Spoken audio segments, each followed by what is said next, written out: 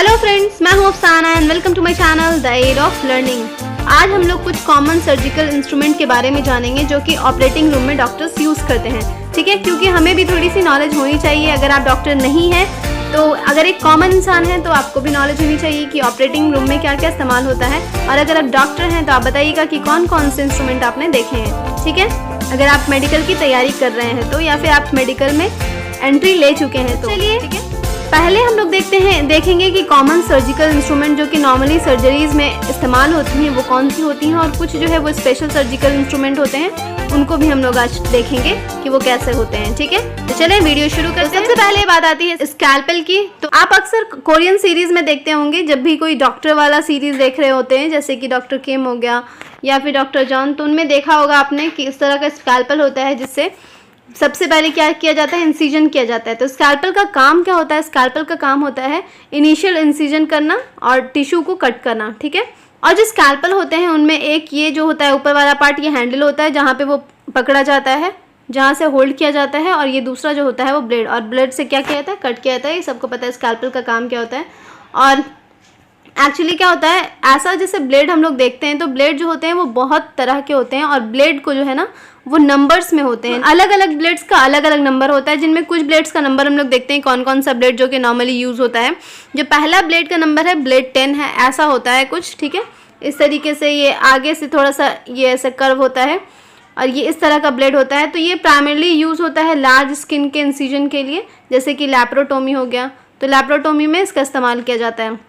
दूसरा है blade 11। Blade 11 कुछ इस तरह का होता है, देखिए वो सर्कुलर था थोड़ा सा, ये इस तरह से इस तरीके से स्ट्रेट है। और ब्लेड 11 का इस्तेमाल किया जाता है प्रिसाइज या शार्पली एंगल्ड इंसिजन के लिए। तीसरा जो ब्लेड नंबर है वो ब्लेड नंबर 15 है। वैसे तो बहुत सारे ब्लेड नंबर होते हैं, पर ये 3 ब्लेड नंबर हैं जो कि ज़्यादातर यूज़ होते हैं, कॉमनली जो है वो यूज़ होते हैं। तो ब्लेड 15 है। ब्लेड 15 जो होते हैं स्मॉलर वर्जन होता है ब्लेड 10 का, और ये यूज़ होता है फाइनल इंसिजन के लिए। ठीक है, इस तरीके का होता है, देख ही रहे हैं तीनों का शेप कितना डिफरेंट है। तो फाइनल इंसिजन के लिए ब्लेड 15 इस्तेमाल होता है, जो कि ब्लेड 10 का स्मॉलर। दूसरा जो आप इंस्ट्रूमेंट देखेंगे वो होता है सीजर। सीजर आप बहुत देखे होंगे कि सीजर का इस्तेमाल होता है। सीजर का इस्तेमाल टिश्यू को कट करने में इस्तेमाल हो सकता है, स्यूचर्स को कट करने में इस्तेमाल होता है, जिसको हम लोग टांका बोलते हैं, डाइसेक्शन करने में भी इस्तेमाल होता है। ठीक है, और सीजर जो होते हैं वो स्ट्रेट भी हो सकते हैं और कर्व्ड भी हो सकते हैं। ठीक है, वो डिपेंड करता है कि वो हैवी कट करना है या फिर फाइनल स्ट्रक्चर को कट करना है। तो सीजर देखिए, जो मायो सीजर्स होते हैं, मायो सीजर्स एक्चुअली होते हैं हेवी सीजर्स। ठीक है, ये हेवी सीजर्स होते हैं जो कि मल्टीपल वैरायटीज़ होती हैं उनकी, जैसे कि एक जो होते हैं वो स्ट्रेट सीजर होते हैं, एक जो होते हैं कर्व सीजर होते हैं। देखिए ये है स्ट्रेट सीजर और ये है कर्व सीजर, तो इनका अलग अलग इस्तेमाल होता है। ये सूचर्स को कट करने में, जो स्ट्रेट सीजर्स होते हैं वो सूचर्स को कट करने में इस्तेमाल होते हैं, और जो कर्व सीजर्स होते हैं वो हेवी टिश्यू को कट करने में, जैसे फेशिया हो गया जो कि हेवी टिश्यू होता है, उसको कट करने में इस्तेमाल होते हैं। सही है। दूसरा जो सीजर है उसको हम लोग कहते हैं मेडजेम्बियम सीजर, और मेडजेम्बियम सीजर जो होते हैं वो लाइटर सीजर होते हैं, हल्के होते हैं, जो कि डेलिकेट टिश्यू को कट करने में इस्तेमाल होते हैं, जैसे कि हार्ट की जो टिश्यूज़ हो गए, और जो ब्लंट डाइसेक्शन होता है उसको करने में इस्तेमाल होते हैं लाइटर सीजर। ठीक है, इसको मेड्स भी कहते हैं, अगर प्रैक्टिस कर रहे होते हैं तो उसको मेड्स कहते हैं। ओके, तीसरा जो सीजर है उसको कहते हैं पॉट सीजर। अलग अलग नाम है, देख लीजिएगा कैसे अलग अलग तरह के, जैसे हम लोग देखते थे ना जब डाइसेक्शन करते थे तो ऐसा देखते थे कि ये थोड़ा सा कर्व सीजर है, पता नहीं किस चीज़ में इस्तेमाल हो रहा होगा। तो ये सारे सीजर जो है वो डॉक्टर्स इस्तेमाल करते हैं और अलग अलग चीज़ों को कट करने में इस्तेमाल करते हैं। तो ये जो होते हैं वो फाइन सीजर्स होते हैं। एक्चुअली क्या होता है कि जो ब्लड वेसल्स होते हैं ना, उनमें इंसिजन्स क्रिएट करने के लिए ये सीजर्स होते हैं। ठीक है, थोड़ा सा इंसिजन्स करने के लिए क्या होते हैं, पॉट सीजर्स होते हैं, जो कि फाइन सीजर्स होते हैं। ठीक है, ये देखिए इसका जो टिप है वो बहुत फाइन है। नेक्स्ट है आइरिस सीजर। आइरिस सीजर जो होता है वो फाइन डाइसेक्शन करने में इस्तेमाल होता है। तो कोई भी जब फाइन डाइसेक्शन होता है तो उसमें उसका जो पॉइंटर होता है वो बिल्कुल देखिएगा एकदम पॉइंट होगा, बिल्कुल फाइन होगा। ठीक है, फाइन स्यूचर्स को कट करने में भी इस्तेमाल होता है, और बेसिकली इसका जो इस्तेमाल होता है आइरिस सीजर का, आइरिस नाम से ही पता चल रहा है, ऑप्थाल्मिक प्रोसीजर करने में। ठीक है, और अब तो बहुत सारे मल्टीपर्पज़ रोल में भी इस्तेमाल होता है। सबसे जो बेसिक होता है वो फोर्सेप्स डाइसेक्शन में, अगर कभी भी डाइसेक्शन क्या होगा तो उसमें फोर्सेप्स वगैरह, सीजर वगैरह ये सब का इस्तेमाल होता है। तो अलग अलग सीजर्स का, अलग अलग फोर्सेप्स का अलग अलग इस्तेमाल होता है। तो उसी तरह फोर्सेप्स भी बहुत तरह के होते हैं। तो फॉरसेप्स को हम लोग नॉन लॉकिंग फॉरसेप्स भी कहते हैं और ग्रास्पिंग फॉरसेप्स भी होते हैं, थंब फॉरसेप्स होते हैं, पिकअप्स होते हैं, इन सब नाम से भी जानते हैं। ठीक है, टिश्यू को ग्रास्प करने में, ठीक है, या कोई भी ऑब्जेक्ट को ग्रास्प करने में इस्तेमाल होते हैं। एक जो होते हैं टूथेड होते हैं, एक जो होते हैं नॉन टूथेड होते हैं। बेसिकली जो है वो टिप जो होता है वो पॉइंटेड होगा या ब्लंट होगा, इसी को कहते हैं टूथेड और नॉन टूथेड। ठीक है, टिश्यू फॉरसेप्स होते हैं। बेसिकली टिश्यू फॉरसेप्स किस चीज़ का इस्तेमाल होगा? टिश्यू को उठाने में इस्तेमाल होगा, टिश्यू को हैंडल करने में। तो इसमें क्या होते हैं, इसमें जो है वो नॉन टूथेड फॉरसेप्स का इस्तेमाल होता है। इसका मतलब ये हुआ कि जो टिप होगा वो ब्लंट होगा, वो ज़्यादा जो होगा वो फाइन नहीं होगा। सही है, तो टिश्यू की हैंडलिंग में, ठीक है, या फिर ट्रैक्शन में, डाइसेक्शन के ट्रैक्शन के दौरान में भी इस्तेमाल होता है। दूसरा जो फॉरसेप्स होता है उसको कहते हैं एडसन फॉरसेप्स। इसका देखिए ये जो पॉइंटर है, इसका जो वो टिप है, टिप जो क्या है वो टिप जो क्या है वो क्या है, पॉइंटेड है। ओके, तो ऐसे जो एडसन फॉरसेप्स होते हैं, अलग अलग, ये ध्यान में रखिएगा, अलग अलग फॉरसेप्स के अलग अलग नाम होते हैं। ठीक है, तो ये जो पॉइंटेड होते हैं इसको कहते हैं टूथेड फॉरसेप, और ये जो फॉरसेप होते हैं इनका नाम है एडसन फॉरसेप। और इसका इस्तेमाल जो डेंस टिश्यू होते हैं ना, या फिर स्किन क्लोजर में, जैसे स्किन क्लोजर में डेंस टिश्यूज़ होते हैं ना, वहाँ पर ये इस्तेमाल होते हैं। तीसरा आता है बोनी फोरसेप्स। बोनी फोरसेप्स जो होते हैं वो हेवी फोरसेप्स होते हैं। देखिए हेवी फोरसेप्स हैं और ये थिक टिश्यू को हैंडल करने में इस्तेमाल होते हैं, होल्ड करने में इस्तेमाल होते हैं। ठीक है, जो कि जैसे कि फेशियल क्लोजर हो गया। और एक होता है डिबेके फोरसेप। डिबेके फोरसेप जो होते हैं एट्रोमेटिक टिश्यू को ग्रास्प करने के लिए। एट्रोमेटिक टिश्यू का मतलब ये हो गया कि जो जिनमें इंजरी नहीं होती है ना टिश्यू में, उसको कहते हैं एट्रोमेटिक टिश्यू। तो वैसे टिश्यू जो नॉन इंजर्ड टिश्यू होते हैं ना, उसको हैंडल करने के लिए डिबेके फोरसेप्स का इस्तेमाल होता है। ठीक है, और रशियन फोरसेप्स इस तरह के होते हैं। देखिए में भी क्या होता है कि ग्रास्प करने के लिए एट्रोमेटिक टिश्यू को डाइसेक्शन के दौरान ग्रास्प करने के लिए रशियन फोरसेप्स का इस्तेमाल होता है। उसके बाद क्लैम्प्स आते हैं, जैसे अक्सर मैंने अभी बताया कि सीरीज़ में से क्लैम्प, फॉरसेप्स, रिट्रैक्टर ऐसे कहते हैं ना डॉक्टर्स। तो आप भी जान लीजिए कि ये कैसे कैसे होते हैं और किस किस चीज़ों में इस्तेमाल होते हैं। थोड़ी सी नॉलेज तो होनी चाहिए, तो इसलिए मैंने ये वीडियो बनाया है ताकि थोड़ी नॉलेज सबको हो, है ना। तो क्लैम्प्स जो होते हैं वो लॉकिंग फॉरसेप्स होते हैं बेसिकली। तो और जो फॉरसेप्स होते हैं वो क्या होते हैं, नॉन लॉकिंग होते हैं, उनको नॉन लॉकिंग फॉरसेप्स भी कहते हैं। ये क्या होते हैं, ये रैचेटेड इंस्ट्रूमेंट्स होते हैं जो कि होल्ड करते हैं टिश्यू या ऑब्जेक्ट को और हीमोस्टैसिस प्रोवाइड करते हैं। ठीक है, और ये ट्रोमैटिक भी हो सकते हैं और एट्रोमैटिक भी हो सकते हैं। मतलब ये कि क्लैम्प जो होते हैं वो डिपेंड करता है क्लैम्प्स कैसा है, तो वो ट्रोमैटिक टिश्यू को भी होल्ड करने में भी इस्तेमाल हो सकते हैं या फिर एट्रोमैटिक टिश्यू को भी होल्ड करने में इस्तेमाल कर सकते हैं। ठीक है, तो वो डिपेंड करता है। तो जो क्रिल हीमोस्टैट होता है, इसको बेसिकली क्लैम्प्स भी बोलते हैं, हीमोस्टैट भी बोलते हैं। जो क्रिल हीमोस्टैट होता है, जिसको हम लोग स्नैप कहते हैं, स्नैप जो होते हैं वो एट्रोमैटिक होते हैं और नॉन टूथेड होते हैं, जो कि ग्रास्प करते हैं टिश्यू को और वेसल्स को। ठीक है, ये नॉन टूथेड होते हैं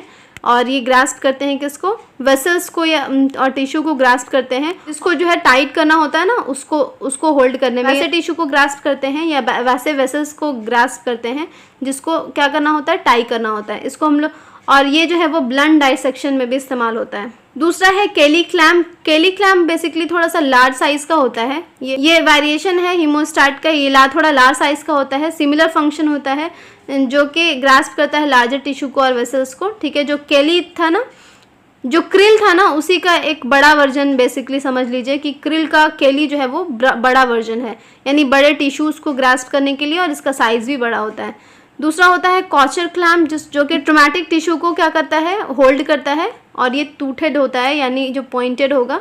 तो ये जो ट्रोमैटिक टिश्यू, जो इंजर्ड टिश्यूज़ होंगे उसको होल्ड करेगा। ठीक है, और बाद में फिर होल्ड करके इससे रिमूव कर दिया जाता है। ठीक है, उसके बाद आता है Allis and Babcock clamp. Allis और बैबकॉक क्लैम्प जो होते हैं वो, इसके जो जॉज होते हैं, देखिए ये क्लैम्प है ना, ये राउंडेड जॉज होंगे, इस तरीके से राउंडेड जॉज होंगे ये, और ये दोनों जो होते हैं वो ग्रास्प करते हैं इंटेस्टाइन को। ठीक है, एलिस और बैबकॉक दोनों होते हैं, उनमें कैसा जो है जॉज होते हैं, इस तरीके से राउंडेड जॉज होते हैं और इंटेस्टाइन को ग्रास्प करने के लिए इस्तेमाल होते हैं। नेक्स्ट जो सबसे कॉमन और इम्पॉर्टेंट सर्जिकल इंस्ट्रूमेंट है वो है नीडल और सूचर। इसके बिना डॉक्टर्स कैसे काम कर सकते हैं। ठीक है, नीडल्स और सूचर्स का बहुत ज़्यादा, अगर सूचर्स नहीं होगा, नीडल्स नहीं होगा, तो कोई भी कट जो है, कोई भी इंसिजन कैसे हम लोग उसको सूचर करेंगे। ठीक है, तो नीडल्स होना बहुत ज़्यादा ज़रूरी है। तो नीडल्स जो होते हैं उनके बहुत सारे शेप होते हैं। हम लोगों ने सिर्फ स्ट्रेट नीडल्स देखे हैं, तो नीडल्स के बहुत ज़्यादा शेप्स होते हैं, बहुत सारे शेप्स होते हैं और कटिंग एजेस भी बहुत सारे होते हैं। वेरियस एप्लीकेशंस के लिए बहुत सारे मतलब अलग अलग चीज़ों के लिए नीडल्स इस्तेमाल होते हैं ना।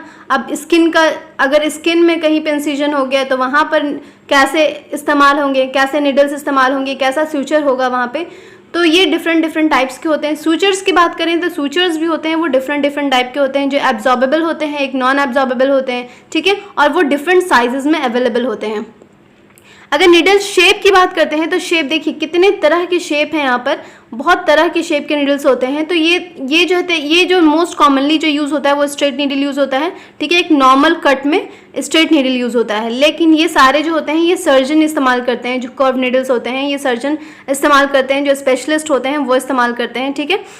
तो यहाँ पे शेप की अगर बात करते हैं तो इनका जो कर्वेचर है वो अलाउ करता है स्पेशलाइजेशन में, ठीक है। अलग अलग चीज़ों के लिए अलग अलग नीडल्स होता है। जो कर्व नीडल्स होते हैं वो जनरल सर्जन इस्तेमाल करते हैं, और स्ट्रेट नीडल्स जो होते हैं वो सिंपली स्किन या सब क्यूटिकुलर स्यूचरिंग के लिए इस्तेमाल होता है। जैसे मैंने अभी बताया कि नॉर्मल अगर किसी का कट लग जाता है या फिर इंसिजन हो जाता है, ठीक है, या नॉर्मल कोई ऑपरेशन होता है तो उसमें एक सिंपल ये वाला नीडल इस्तेमाल होता है। लेकिन बाकी जो सारे नीडल्स होते हैं वो सारे जनरल सर्जन इस्तेमाल करते हैं।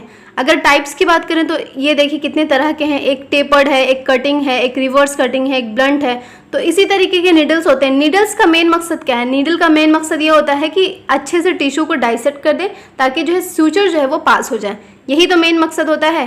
तो इसी वजह से जो नीडल्स होते हैं वो वेरियस साइजेस और टाइप्स के और शेप्स के आते हैं, ठीक है, डिफरेंट एप्लीकेशन, क्योंकि हमारा बॉडी पार्ट कहीं बहुत ज़्यादा नाजुक है, कोई जो है वो टफ है, तो अलग अलग टाइप के नीडल्स जो होते हैं वो इस्तेमाल होते हैं अलग अलग बॉडी पार्ट में, अलग अलग टाइप की स्यूचरिंग करने में। टेपर्ड नीडल्स की अगर बात करते हैं, ये फर्स्ट वाला जो है दिख रहा है ये टेपर्ड नीडल्स है। टेपर्ड नीडल्स जो होते हैं वो राउंड होते हैं और टेपर्ड होते हैं, ठीक है, सिंपली राउंड होंगे और टेपर्ड होंगे, सिंपल पॉइंट होगा यहाँ पर। और ये जो होते हैं वो सॉफ्टर टिश्यूज के लिए इस्तेमाल होते हैं, जैसे कि इंटेस्टाइन हो गया, ठीक है, और कुछ जो है वो मसल्स के टफर टिश्यूज के लिए भी ये इस्तेमाल होते हैं, सही है। दूसरा आता है cutting needles. Cutting needles actually जो कन्वेंशनल कटिंग नीडल होता है वो ट्रायंगुलर इन शेप होता है, इस तरीके से ट्रायंगुलर इन शेप होता है विथ शार्प एजेस। इसके जो एजेस होते हैं वो शार्प होते हैं, ये देखिए ट्रायंगुलर्स होते हैं और इनके एज जो होते हैं वो शार्प होते हैं। और एक जो एज होता है इसका, एक एज जो होता है वो एज क्या होता है, फेस करता है इनसाइड, कर्व नीडल के इनसाइड फेस करता है, ठीक है। और ये टफर टिश्यूज में इस्तेमाल होते हैं जैसे कि स्किन में। अगर हम लोग स्यूचर की साइज़ की बात करते हैं तो स्यूचर का साइज़ बहुत डिफरेंट साइजेस में स्यूचर का साइज़ होता है।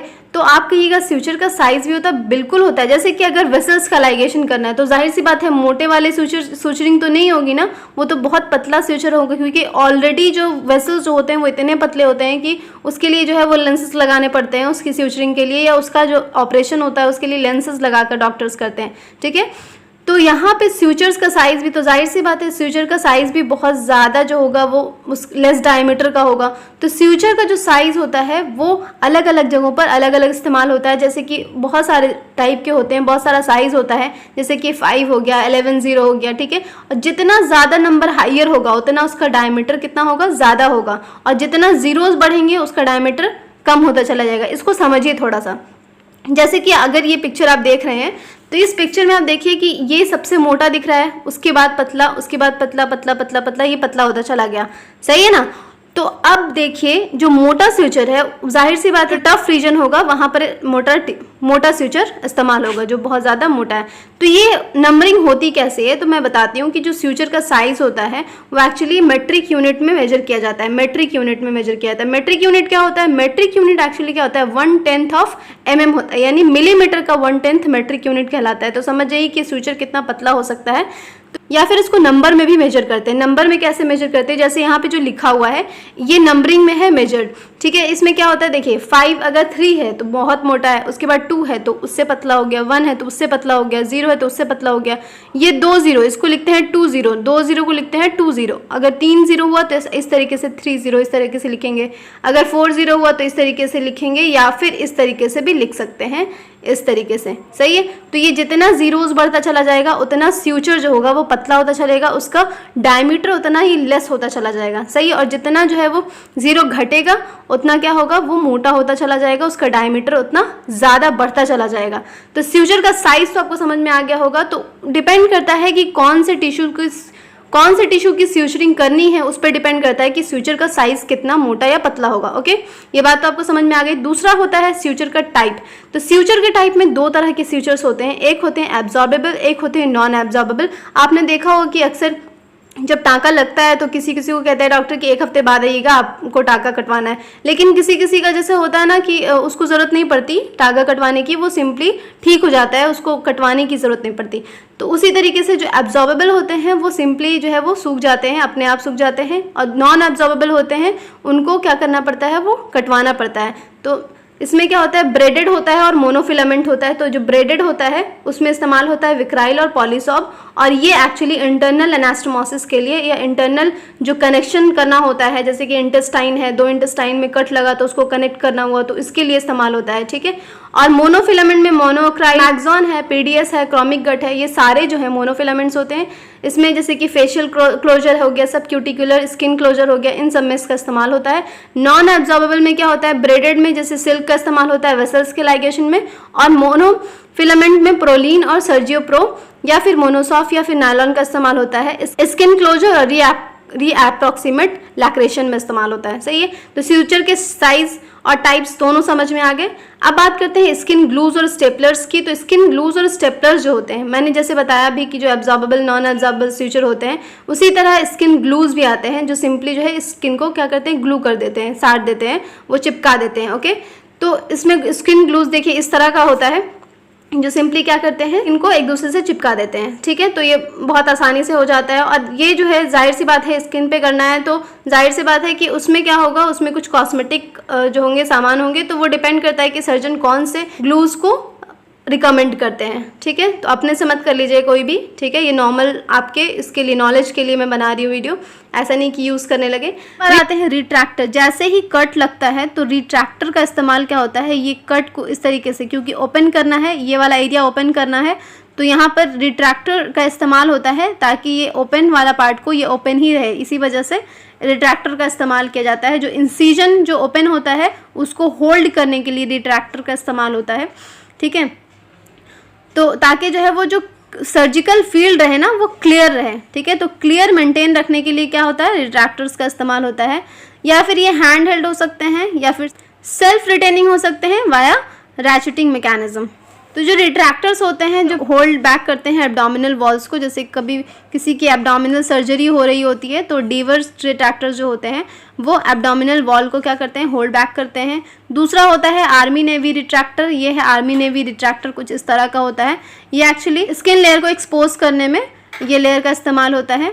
तीसरा होता है विटलैनर रिट्रैक्टर। विटलैनर रिट्रैक्टर एक्चुअली क्या होता है, सेल्फ रिटेनिंग होता है, जो कि डीप या स्मॉलर सर्जिकल साइट्स को क्या करता है, होल्ड करता है। ठीक है, इसको हम लोग विटी भी बोलते हैं शॉर्ट में। रिचर्डसन रिट्रैक्टर जो होते हैं वो होल्ड बैक करते हैं डीप टिश्यू स्ट्रक्चर को, इसको हम लोग रिच कहते हैं। जैसे कि अगर प्रैक्टिस के लिए इस्तेमाल होता है तो उसको रिच बोलते हैं। ओके, बुक वॉल्टर जो रिट्रैक्टर होता है, बुक वॉल्टर एक पूरा मतलब इस तरह का बहुत सारा रिट्रैक्टर जो होता है वो एक साथ होते हैं। ठीक है, इस तरीके से जैसे कोई भी ऑपरेटिंग टेबल है, ठीक है, जैसे कि कोई भी ऑपरेशन हो रहा है तो ऑपरेटिंग टेबल में कोई भी इंसान लेटा है, उसका ऑपरेशन हो रहा है, तो ये एरिया को हर तरफ से होल्ड करने के लिए, इस तरह से होल्ड करने के लिए सारे रिट्रैक्टर्स लगाए जाते हैं। ठीक है, और ये सेल्फ रिटेनिंग रिट्रैक्टर्स हैं। ओके, और मैलेबल रिट्रैक्टर्स ये बिल्कुल एकदम इस तरीके से होंगे, बिल्कुल ब्लंट होंगे और स्ट्रेट रेक्टेंगुलर टाइप के होंगे, और ये इसको कस्टमाइज भी कर दिया जाता है, इसको बेंड भी कर दिया जाता है, और ये प्रोटेक्ट करते हैं इंटेस्टाइन को एब्डोमिनल क्लोजर के टाइम में। ओके, रेक ट्रैक्टर इस तरीके का होता है। ओके, रेक ट्रैक्टर जो होते हैं वो हैंड हेल्ड रिट्रैक्टर्स होते हैं। इसमें शार्प टीथ होते हैं, यहाँ पे देखिए ये शार्प टीथ हैं, ये शार्प टीथ होते हैं जो कि बैक सरफेस स्ट्रक्चर को होल्ड करते हैं। और उसके बाद आती है सक्शन की। सक्शन का इस्तेमाल बेसिकली क्या होता है, सक्शन का इस्तेमाल जो भी डेब्रिस वगैरह होता है या फिर फ्लूइड होता है, ताकि जो सर्जिकल एरिया जो होते हैं ना उसको क्लियर करने के लिए उसको क्या करते हैं, इस्तेमाल करते हैं सक्शन का। तो पहला जो सक्शन ट्यूब है वो एनक्योर सक्शन ट्यूब, और ये सरफेस सक्शन को करने में इस्तेमाल होता है, जैसे कि और कुछ इंट्रा एब्डोमिनल सक्शन करने में भी इसका इस्तेमाल होता है। ठीक है, दूसरा सक्शन है पोल सक्शन ट्यूब। पोल सक्शन ट्यूब एक्चुअली क्या होता है, ये रिमूव करता है लार्ज अमाउंट ऑफ फ्लूइड को सर्जिकल फील्ड से, और इंट्रा एब्डोमिनल सक्शन के लिए भी इस्तेमाल होता है। ओके, फ्रेजियर सक्शन ट्यूब जो होते हैं वो यूज़ होते हैं ईएनटी में, ठीक है, या फिर न्यूरो सर्जरी में, और इसी वजह से एंगल्ड होते हैं। फिर आते हैं स्टेपलर्स और क्लिप्स। स्टेपलर्स और क्लिप्स का इस्तेमाल जो होता है ना, वो क्या होते हैं, वो रीएनास्टोमोसिस जब होता है कोई भी विसरा का या फिर वेसल्स का, यानी इंटरनल ऑर्गन्स का कह लीजिए, या वेसल्स लाइगेशन जब कर रहे होते हैं, एक्सीशन ऑफ स्पेसिमेन कर रहे होते हैं, तो इसका सिर्फ एक टाइम यूज़ होता है। जो स्टेपलर्स या क्लिप्स का जो होता है ना इस्तेमाल, सिर्फ एक टाइम होते हैं। रीलोडेबल होते हैं, मैनुअल होते हैं और इलेक्ट्रॉनिकली पावर्ड होते हैं। स्टेपल्स जो होते हैं वो मल्टीपल साइजेस में आते हैं। स्टेपलर्स और क्लिप्स में देखें जो लीनियर स्टेपलर्स होते हैं इस तरीके से होते हैं लीनियर स्टेपलर्स। वो एक्चुअली क्या करते हैं, इनका कोई कटिंग का फंक्शन नहीं है, ये सिर्फ लाइगेशन का काम करते हैं। एनास्टोमोसिस में जो भी इंटरनल कनेक्शन होता है तब वहाँ पर स्टेपलर्स का इस्तेमाल करते हैं, और ये कर्व्ड भी हो सकते हैं, ठीक है। जो लीनियर कटर्स होते हैं, कटर्स क्या करते हैं, लीनियर कट करते हैं, क्रिएट करते हैं, और इमीडिएटली क्या करते हैं, स्टेपल कर देते हैं दोनों फ्री एजेस को, सही है। कट करते हैं, लीनियर कट करते हैं, और उसके बाद फिर क्या करते हैं, उसके बाद फिर दोनों को स्टेपल कर देते हैं। तो ये इस तरह के होते हैं लीनियर कटर, ठीक है, और ये इस्तेमाल होते हैं सेपरेशन में और एनास्टोमोसिस में। सर्कुलर कटर जो होते हैं, सर्कुलर कटर बेसिकली क्या होता है, ये परफॉर्म करता है सर्कुलर कट, ठीक है, और स्टेपल कर देता है, ठीक है। सर्कुलर कट परफॉर्म करेगा और फिर वो स्टेपल कर देगा, और इसका भी इस्तेमाल रीएनास्टोमोसिस में होता है, हॉलो विसरा का, जैसे कि लार्ज बावल हो गया, उसमें इस्तेमाल होता है सर्कुलर कटर का। इसका जो है वो पिक्चर नहीं मिल पाया मुझे, अदरवाइज़ मैं लगा देती पिक्चर यहाँ पे, ठीक है। उसके बाद क्लिप्स जो होते हैं, क्लिप्स तो देखा ही होगा आपने, क्लिप्स का इस्तेमाल होता है, क्लिप्स का इस्तेमाल करते हैं जब वेसल्स का लाइगेशन कर रहे होते हैं, तो तब वहाँ पर इस्तेमाल करते हैं क्लिप्स का। मेटल्स के भी हो सकते हैं, एब्जॉर्बेबल भी हो सकते हैं, ठीक है। ये लैप्रोस्कोपी में या फिर ओपन सर्जरी में, दोनों में क्लिप का इस्तेमाल होता है। बात आती है एनर्जी सिस्टम की। जो भी एनर्जी सिस्टम यूज़ होता है, जैसे कि ब्रॉड टर्म में अगर हम लोग डिस्क्राइब करें तो कटिंग टिश्यू में या फिर सीलिंग वेसल्स में, तो बहुत सारे इलेक्ट्रॉनिक चीज़ें इस्तेमाल होती हैं, इलेक्ट्रिसिटी इस्तेमाल होता है। तो एनर्जी सिस्टम में पहला जो है वो इलेक्ट्रो सर्जरी है, जो कि इंस्ट्रूमेंट होता है जो कि कट करता है और कॉटराइज्ड करता है टिश्यू को, एसी करंट के थ्रू करता है। लैप्रोस्कोपी में भी इस्तेमाल होता है और ओपन सर्जरी में भी इस्तेमाल होता है। तो एनर्जी सिस्टम में अल्ट्रासोनिक है जो कि हार्मोनिक है, इस तरीके से काम करता है। ये देखिए, इसमें क्या होता है कि हाई फ्रीक्वेंसी का जो साउंड है वो इस्तेमाल होता है क्या करने के लिए, कट करने के लिए और सील करने के लिए टिश्यू का, ठीक। इसमें जो होता है वो लेस थर्मल स्प्रेड होता है। जब कोई साउंड का इस्तेमाल करते हैं तो यहाँ पर हीट वगैरह नहीं निकलता है, ठीक है, लेकिन इसमें टाइम बहुत ज़्यादा लगता है। इस वजह से इलेक्ट्रो सर्जरी जो होती है ना वो थोड़ा टाइम कंज्यूमिंग होती है। ये एक इलेक्ट्रो सर्जरी का एक डायग्राम है। तो इसमें क्या इस्तेमाल हो रहा है, एक अल्ट्रासाउंड जनरेटर इस्तेमाल हो रहा है, जिसमें जो कि क्या करेगा, जो कि कट करेगा और सील करेगा टिश्यू को, सही है। एनर्जी सिस्टम में आता है एंडोस्टेपलर। एंडोस्टेपलर क्या होते हैं, वो लैप्रोस्कोपिक प्रोसीजर में इस्तेमाल होता है एंडोस्टेपलर। इसमें क्या होता है कि ये साइमल्टेनियस कटिंग और स्टेपलिंग करता है, जैसे कि लैप्रोस्कोपी में। एक्चुअली लैप्रोस्कोपी में क्या होता है कि ओपन सर्जरी नहीं होती। लैप्रोस्कोपी में बेसिकली क्या होता है कि कोई भी चीज़ में, जैसे अगर स्टमक में हो रहा है तो होल कर देते हैं, और होल करने के बाद छोटा छोटा होल करते हैं, 2-3 होल करते हैं, और फिर होल करने के बाद इंस्ट्रूमेंट को, इसी वजह से देखिए इसका जो स्ट्रक्चर दिखाया गया है ना उसी तरीके से, तो ये अंदर जाते हैं, ये होल्स छोटे छोटे किए जाते हैं, उसके थ्रू जो है वो अंदर जाते हैं। फिर लेंसेज वगैरह होते हैं, तो उससे सारा जो है वो कंप्यूटर स्क्रीन पे सारा जो है वो विजुअल दिख रहा होता है, ठीक है। तो इससे क्या करते हैं, कटिंग, इंडो स्टेपलर से कटिंग और स्टेपलिंग करते हैं। ये मैनुअल भी हो सकते हैं और इलेक्ट्रॉनिक भी हो सकते हैं। अगर लैप्रोस्कोपिक इंस्ट्रूमेंट की बात करें, जैसे कि मैंने अभी बताया कि होल करते, तो इतना ही होल करेंगे। ये जो है ना, ये जो पॉइंटेड आपको दिख रहा है, ये इतना जो है वो, ये जो है वो जाता है अंदर, और फिर जितना जो भी काम करना होता है लैप्रोस्कोपी का, जो भी वर्क होता है फिर वो करता है, ठीक है। बेसिकली इसमें क्या होता है कि छोटे छोटे होल्स करते हैं, और होल से क्या जाता है, ये अंदर जाता है, ठीक है। ये हैंडल है इसका, यहाँ से जो है वो होल्ड करते हैं डॉक्टर्स, और यहाँ पे लेंस वगैरह भी लगे रहते हैं, ओके। लेंस लगा रहता है, कैमरा लगा होता है, सब कुछ लगा होता है, ताकि जो है वो सारी चीज़ें जो है वो क्या बड़ी होके दिखाई दें, ओके।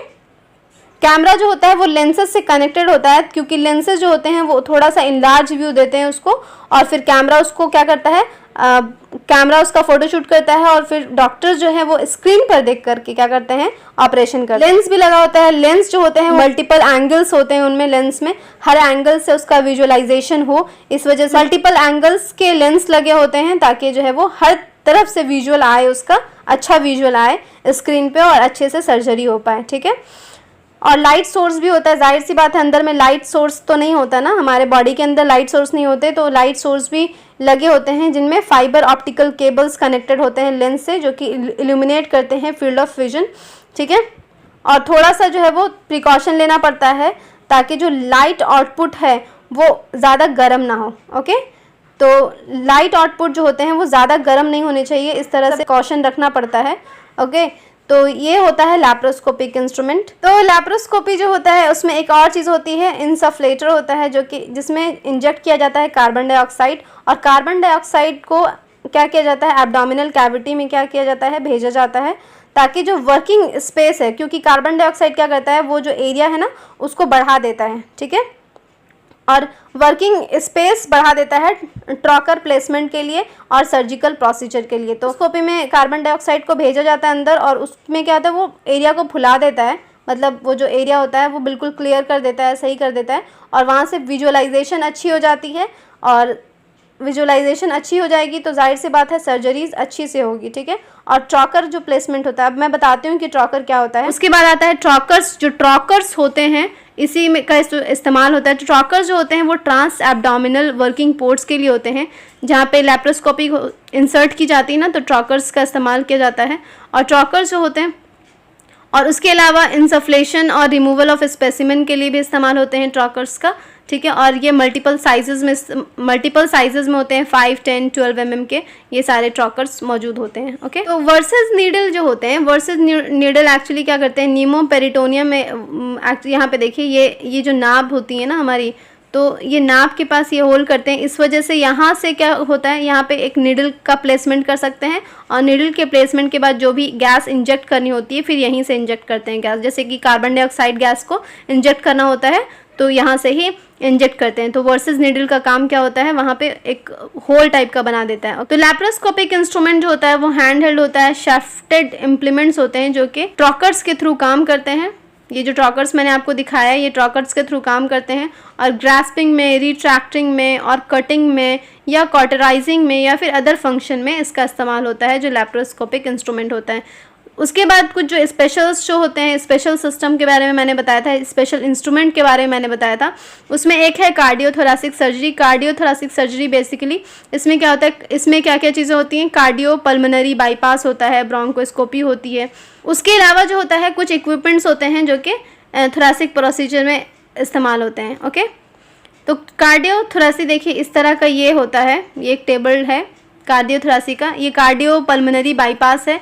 तो कार्डियो पल्मोनरी बाईपास में एक्चुअली क्या होता है, बाईपास में ये होता है कि पंप एक होता है, पंप सर्किट होता है जो कि ब्लड को डाइवर्ट कर देता है। जो हार्ट में जो ब्लड ले जाता है तो उसको डाइवर्ट करके क्या करता है, सिर्फ ऑक्सीजनेटेड ब्लड बॉडी को प्रोवाइड करता है और रिमूव कर देता है वेस्ट को एक कार्डियोप्लेगिक सॉल्यूशन से, ठीक है। एक सेपरेट सर्किट होता है कार्डियोप्लेगिक सॉल्यूशन का, तो उससे क्या होता है, रिमूव कर देता है वेस्ट को, ओके। और ये परफॉर्म करता है कार्डियक परफ्यूशनिस्ट। ये जो सारी चीज़ें हैं वो कार्डियक परफ्यूशनिस्ट परफॉर्म करते हैं, ठीक है। ये सारा जो फंक्शन है बेसिकली, मेरा कहने का मतलब ये है, ये जो सारा फंक्शन हो रहा है ये सारे तो कार्डियो सर्जन्स होते हैं, उनको पूरा प्रॉपर इसका पता होता है। पर ये कार्डियोथोरैसिक सर्जरी के लिए एक इंस्ट्रूमेंट होता है, ठीक है, जिससे कार्डियोथोरैसिक सर्जरी की जाती है। और यहाँ पर एंटी कोगुलेंट रिक्वायर्ड होता है फॉर प्रॉपर फंक्शन के लिए, कि ताकि जो है वो ब्लड जो है वो कोगुलेट ना करे। दूसरा जो होता है वो ब्रोंकोस्कोप होता है। ब्रोंकोस्कोप एक्चुअली क्या होता है, इंडोस्कोप होता है, जिसमें क्या करते हैं डॉक्टर्स जो होते हैं, जो स्पेशलिस्ट होते हैं, वो एक नैरो ट्यूब जो है वो डालते हैं अंदर की तरफ, ठीक है, लंग्स में, नोज से होते हुए या फिर माउथ से होते हुए, किसी से भी, माउथ से भी डाल सकते हैं, नोज से भी डाल सकते हैं, दोनों तरफ से डाल सकते हैं। तो इसमें जो होते हैं डॉक्टर्स क्या करते हैं, माउथ से या नोज से होते हुए ये फिर लंग्स में डालते हैं, ठीक है, ये होते हैं ब्रोंकोस्कोप। उसके बाद वीडियो असिस्टेड थोरैसिक सर्जरी जो होती है, इसमें थोरैक्स में प्रोसीजर होता है। इसमें देखिए ये थोरैसिक कैविटी में क्या हो रहा है, थोरैक्स में इसका प्रोसीजर होता है और ये वीडियो असिस्टेड होता है। ये बाहर से, मतलब अंदर में जिस तरीके से लैप्रोस्कोपी होती है, अंदर में लेंस वाला ये जो ये देख रहे हैं, ये वाला इंस्ट्रूमेंट जो लैप्रोस्कोपिक इंस्ट्रूमेंट है यहाँ पे मौजूद है। तो यहाँ पे यहाँ पर ये देखिए इसमें कैमरा है लगा हुआ ये। तो ये जो होता है वो वीडियो असिस्टेड थोरैस्कोपिक सर्जरी होती है, जिसको हम लोग वैट्स कहते हैं। तो ये इस तरह से थोरैसिक सर्जरी होती है। उसके बाद एक होता है रोबोट असिस्टेंट, 2006 में इंडिया में आया और इसको हम लोग दा विंसी भी कहते हैं।